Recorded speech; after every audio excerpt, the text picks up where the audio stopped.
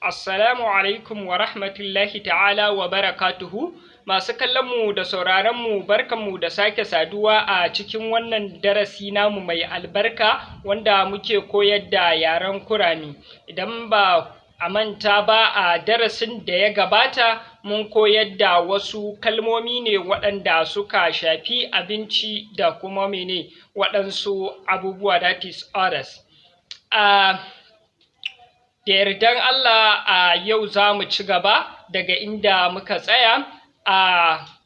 Kafin mu ci gaba, kamar yadda muka saba faɗi, idan yau ka fara ziyarar wannan kafa namu mai albarka, ka danna mana subscribe, sannan ka danna ƙararrawar sanarwa domin sanar da kai a duk lokacin da muka ɗaura bidiyon mu.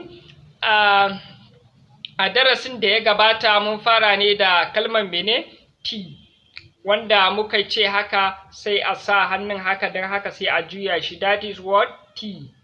Then haka ne ake yin ma hannun, sai a ije shi like cup, sai a juya shi like what, that is what tea.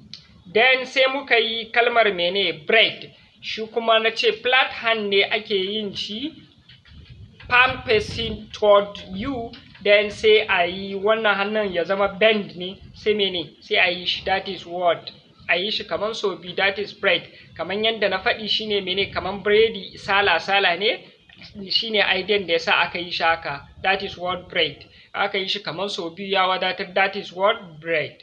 Then sai kalmar meat, wato nama. Kalmar meat, nama, duka waɗannan hannayen ne sai su zo sai su shiga cikin juna. In suka shiga cikin juna shikenan sai su yi mingling, that is what meat. Then sai kalma ta gaba kalmar fish. Kamar yadda na ce haka ne, sai sai a yi shi sai ya ɗan yi moving, that is what fish. Sai ya ɗan kaɗa, fish. Then sai kalma ta gaba ita ce kalmar chicken. Kalmar chicken, wato hannun ne ake sa shi a kusa da baki kamar haka, sai ya ɗan yi mingling haka, that is what chicken. Then sai kalmar egg. Muka ce yadda ake fasa ƙwan, that is egg. Irin ka ɗauko ɗin nan, irin kaɗan fasa gefen shi, that is tus, that is what egg. Then sai kalmar ina tunanin a darasin da ya gabata a wannan kalmar muka tsaya. Da yardan Allah yau za mu ci gaba daga inda muka tsaya. Kalmar mu ta gaba ita ce kalmar onion, wato albasa.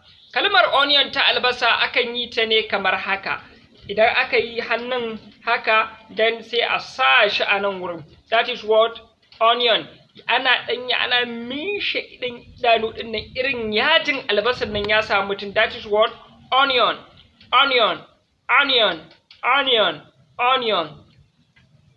Then sai kalma ta gaba insha Allahu shine wato ainihin kalmar soup, wato miya, wato h ne haka, sai a ɗauko shi, that is what soup.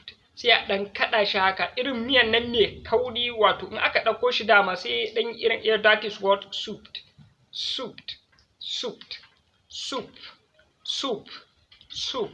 Then sai kalmar tomato.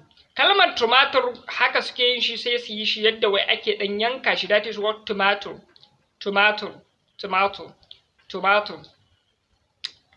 Akan yi shi ne haka, a sa shi a baki, what, sai a ɗan datsa shi, that is tomato.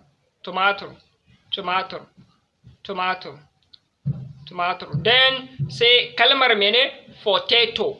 Kalmar potato hannun ne yake a haka, kawai sai a ɗan juya shi haka, that is what potato.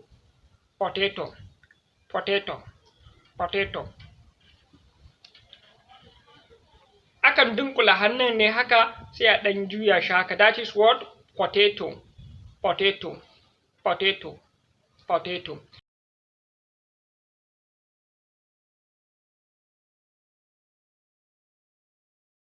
Oil kenan. Then sai kalma ta gaba, kalmar fruit, wato fruit, that is f ne ake sa shi anan, that is what, sai a ɗan juya shi haka, that is what fruit.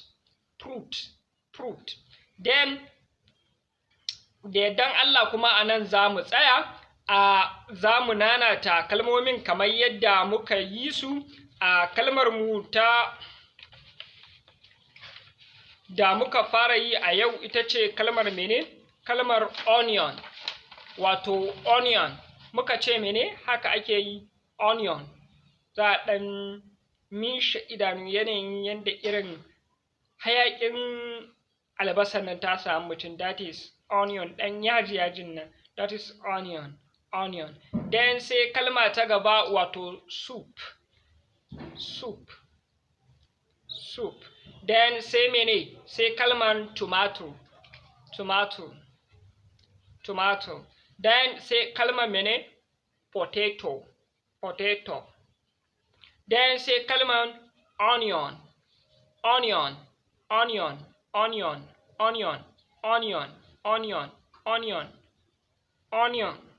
Irin wannan gashi nan yana ɗan mene, yana tsiyaya. Then sai kalman mene?